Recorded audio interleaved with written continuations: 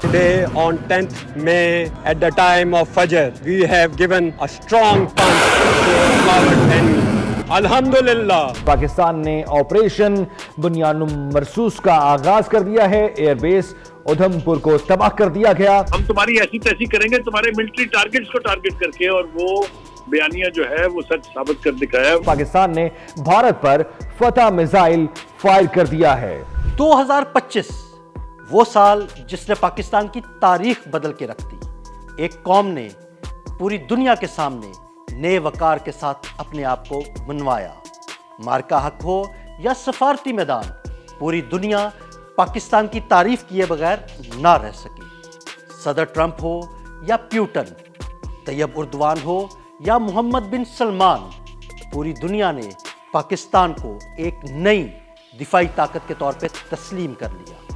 2025 پاکستان کے لیے کیسا رہا, آئیے آپ کو تفصیل سے بتاتے ہیں.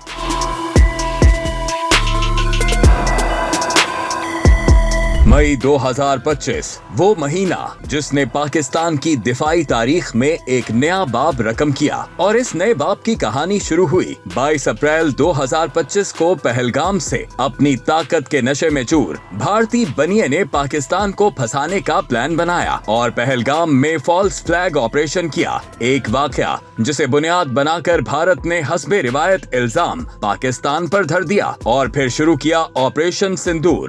لیکن پاکستان نے بھارتیوں کی مانگ کا سندور اجاڑ دیا اور اس کا انجام تاریخ نے خود لکھا. 7 مئی کی رات کو دشمن نے پاکستان کے آبادی والے علاقوں پر میزائل داغے اور نہتے لوگوں کو نشانہ بنایا, لیکن لمحوں میں شاہینوں نے اڑان بھری. فضاؤں میں JF-17 تھنڈر اور J-10C طیاروں کی گھن گرج سنائی دی.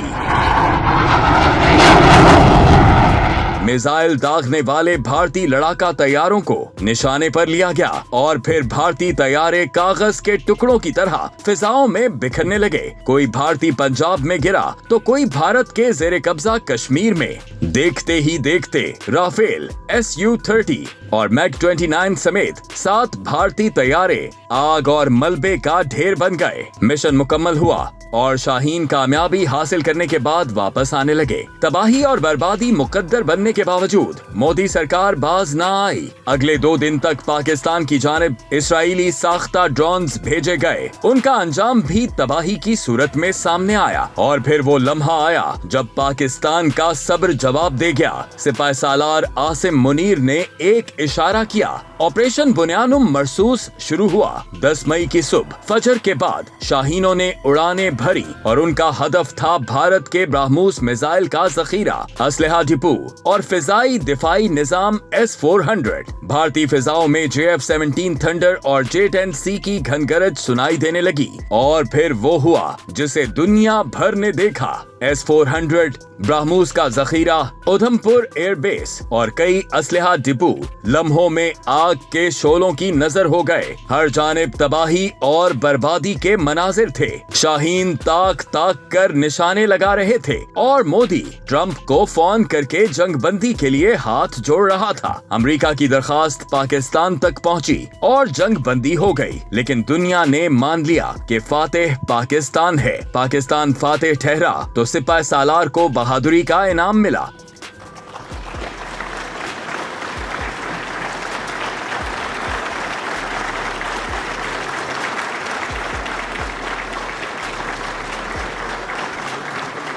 Army chief general Syed Asim Munir کو فیلڈ مارشل کے عہدے پر ترقی دی گئی. اس کے بعد فیلڈ مارشل عاصم منیر کو 4 دسمبر 2025 کو پاکستان کے پہلے چیف آف ڈیفنس کا عہدہ بھی سونپا گیا, جو صرف ایک عہدہ نہیں, ایک منظم اور متحد دفاعی ویژن تھا.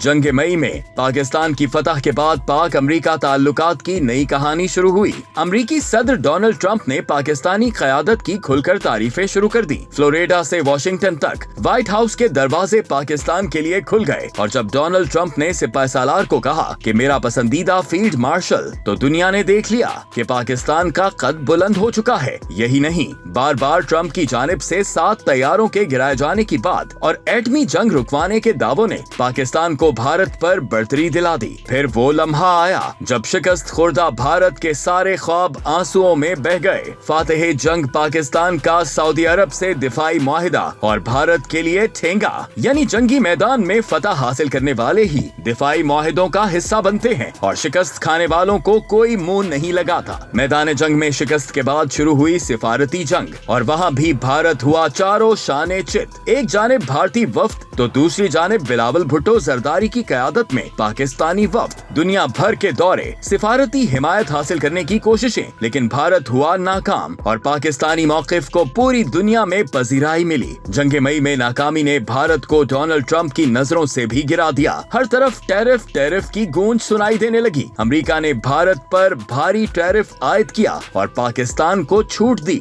सिर्फ दिफाई ही नहीं, खलाई टेक्नोलॉजी के मैदान में भी पाकिस्तान ने अपनी सलाहियतों का लोहा मनवाया। 17 जनवरी 2025 को पाकिस्तान ने अपना पहला मकामी तौर पर तैयार करदा अर्थ ऑब्जर्वेशन सैटेलाइट E01 कामयाबी से खला में रवाना किया। ये सैटेलाइट ज़राअत, शहरी मंसूबाबंदी और माहौलियाती मॉनिटरिंग के लिए हाई रेजोल्यूशन डेटा फराहम कर रहा है। इसके अलावा स्पार्को ने अपना कसीरुल मकासिद मवासिलाती सैटेलाइट पाकसेट MM1 मुकम्मल तौर पर ऑपरेशनल कर दिया, जिससे मुल्क भर में इंटरनेट और टेलीकम्युनिकेशन के ढांचे में नुमाया बेहतरी आई। इसके अलावा लम्स यूनिवर्सिटी के डॉक्टर जुबैर खालिद ने क्लाइमेट मॉडलिंग के लिए ACM गॉर्डन बेल प्राइज हासिल किया, जिसे दुनिया भर में सुपर कंप्यूटिंग का नोबेल इनाम माना जाता है। उन्होंने 8000 GPUs के जरिए जमीन के मौसमियाती निजाम की 1 किलोमीटर रेजोल्यूशन पर कामयाब सिमुलेशन की। 2025 खेलों के लिहाज से भी पाकिस्तान के लिए सुनहरी साल साबित हुआ। पाकिस्तान ने फरवरी-मार्च 2025 में ICC चैंपियंस ट्रॉफी की कामयाब मेजबानी की, जो कि 1996 के बाद मुल्क में पहला बड़ा ICC इवेंट था। इसी इवेंट का पुरअमन और शानदार इनेकाद पाकिस्तान की एक बड़ी सिक्योरिटी और इंतजामी फतह थी। कराची, लाहौर और रावलपिंडी के स्टेडियम्स ने आलमी सितारों की मेजबानी करके ये साबित कर दिया कि पाकिस्तान बैनुल अक़वामी खेलों के लिए एक महफूज तरीन मुल्क है और सिक्योरिटी के नाम पर पाकिस्तान से मुतल्लिक प्रोपेगेंडा में कोई सदाकत नहीं। 2025 में ही अंडर 19 एशिया कप के फाइनल में पाकिस्तान ने भारत को 191 रन के बड़े मार्जिन से शिकस्त देकर इवेंट का टाइटल अपने नाम किया और भारतीय गुरूर खाक में मिलाया। पाकिस्तान के मायानाज ओलंपिक चैंपियन अरशद नदीम ने 2025 में भी अपनी फतूहात का सिलसिला बरकरार रखा। उन्होंने नवंबर 2025 में रियाज, सऊदी अरब में इस्लामिक सॉलिडेरिटी गेम्स में 83.05 मीटर की थ्रो के साथ गोल्ड मेडल जीता